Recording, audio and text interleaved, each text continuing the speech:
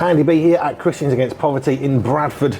Again, I keep on saying this, if you're looking at a map, find Birmingham, Manchester, and go a bit further north, and you'll kind of hit Bradford if you're looking at a map or a globe in the US listening to this. Now, we've been chatting to some great people across the day. I'm going to look at Nathan and see if I can get this right. I've spoken to Katie and Anna and Claire and Keith, Sue, Yvette, and there's one person missing already. I can't remember who I've spoken to. We've spoken to some amazing people, and we have another guest. Who? Alison, thank you. Alison, of course, the person who's not my relative, although we share the same surname. I'm now with another person, so really simple start. Just tell us your name and what is it you do here at CAP? Yeah, my name's Sue. I've worked in Christians Against Poverty for 8 years, and I work in the church and supporter connection team. Now, you kept on saying you're nervous. Yes. Which is fine. But yeah, I get nervous too, so don't worry about it. Yeah. Anybody says they don't get nervous is lying, quite honestly. I love doing this, but I still get nervous because I don't want to upset people. So it's important that I, help people. So you're working here. Yes. I'm going to start with the final question I've been asking everybody else. Why do you want to come to work at CAP every day? What motivates you to want to be here when I'm guessing you could do other jobs, you could be elsewhere? Yeah. What makes you want to come here? For me, Andy, it's not just a job. It's a privilege, though, to serve God, raise funds for the charity, give excellent customer service to our supporters, and helping people out of debt. And that is what gets me out of bed in the morning, knowing that I'm helping people become debt-free. Which matters. We've just been hearing from Yvette, who's one of the workers on the ground, chatting with Sue. I'm remembering the names. This is unheard of. I forget my own children's names. But Sue was talking about how when she found debt, she said it's like her head was in the sand. And then she finally rang CAP, and she meets Yvette, who comes and gave her life back. Which is, that's someone on the ground. How do you help Yvette in her role, working with Sue, who's calling for help? Yvette is the person who then is in the home helping guide. How do you support Yvette? What's your part in the jigsaw puzzle of Christians Against Poverty? Yeah, because I work in the fundraising team, we raise funds and then we help people out of debt. Without our supporters, we would not be able to do what we do.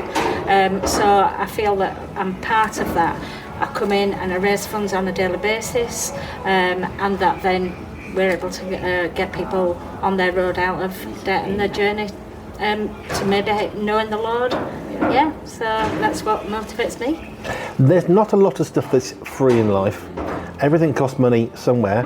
Most of the stuff that's free costs somebody something. We provide free radio. It still costs. We have to pay licenses and electric and software and stuff. There's always cost to bear.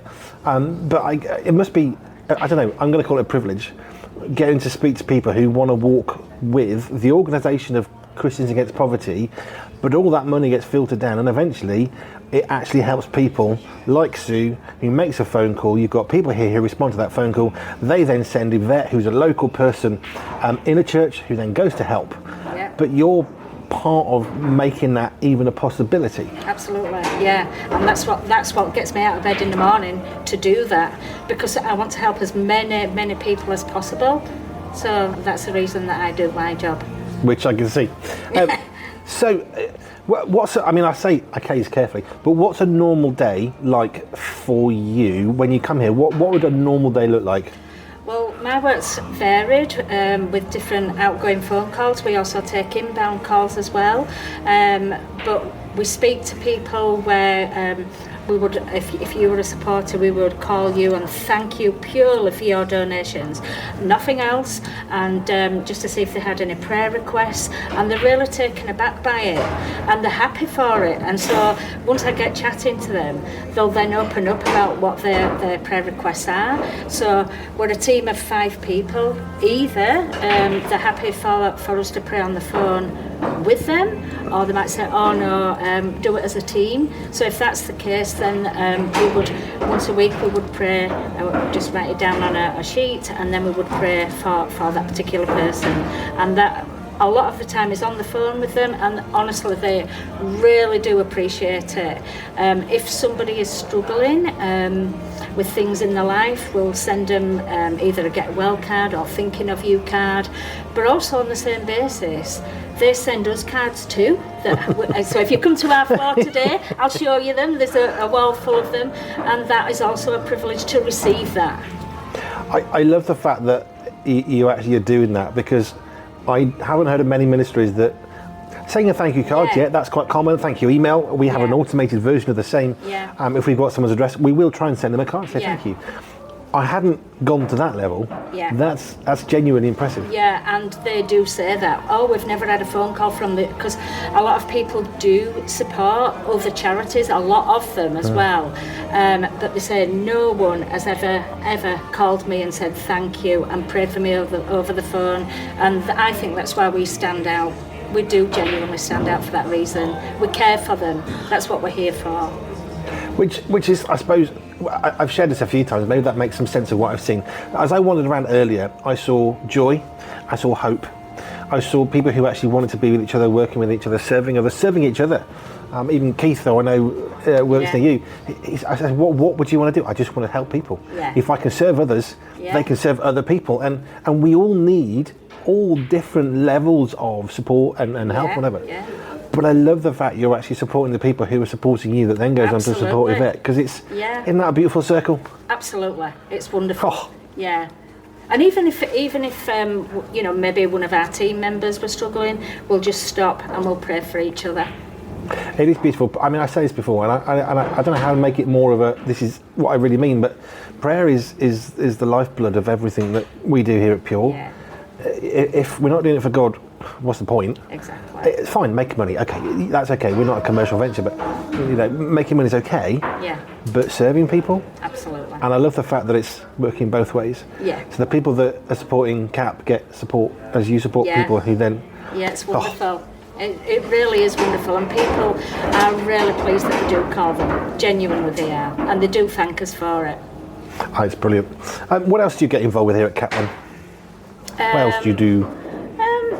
Do you mean out of work? No, just here at CAP. What else do you? Well, there's other types of things that we do as well. Yeah. In our team, we build relationships with church leaders. Okay. And we'll call churches to see if they'd like one of our CAP free speakers. Yeah. And we kind of promote them, and they'll book in a speaker, and then we arrange the speaker to go to the church, and then they will share the love that we have here and share the love of Jesus, and also they'll show a testimony of a person becoming debt free as well in the church. And the speaker will also talk about the services that we offer, such as life skills groups and job clubs that a lot of people don't know about. And that is a free service that we offer to people, so a lot of people do sign up for that. So we build relationships with church leaders. Yeah. So if someone wants to ring up CAP and say, I want to donate some money, there's a possibility that you actually might be the friendly voice, the other end of the phone. Yes. But the beautiful thing is, if they support CAP through that, then they may well get a phone call back. So it's worth making sure that CAP have your phone number. Well, yeah, exactly. Because you can't ring people. I mean, that would be a bit freaky if you rang people who didn't have a phone number before.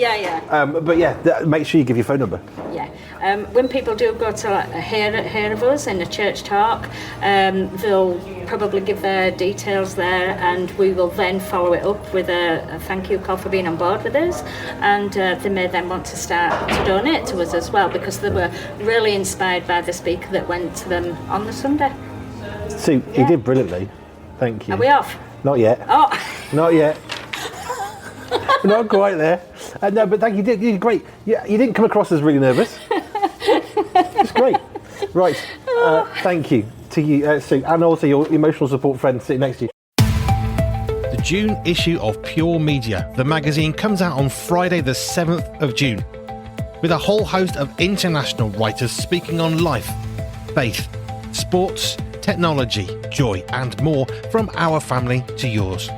In the June edition, we shine the spotlight on Sherry Seligson, a marine biologist from Florida, and Chris Kerr, who helps us focus and celebrate on dads. Sign up today and enjoy all of this and more at www.puremediathemagazine.com.